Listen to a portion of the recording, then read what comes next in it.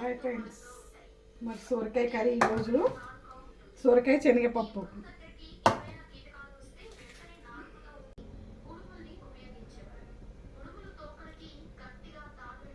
ఉల్లిగడ్డ వేస్తున్నాం. ఉల్లిగడ్డ ఎర్రగా అయింది, కొద్దిగా పసుపు వేసిన.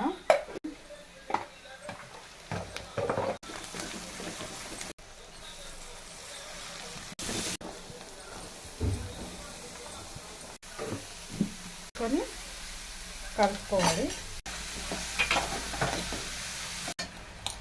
ఫస్టే ఉడకబెట్టుకున్న శనగపప్పు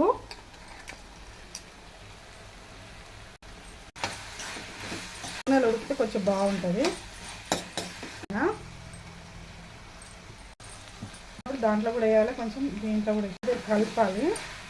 మూత పెట్టి ఒక 5 నిమిషాలు ఉడకనివ్వాలండి.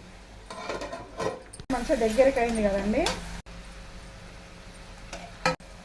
టమాటో ఉడకడానికి కొద్దిసేపు కస్తూరి మెంతి అండి, ఇది మిరియాల పొడి అండి. 2 నిమిషాలు ఉడకనిచ్చేసి దించేసుకుంటే అయిపోతుందండి.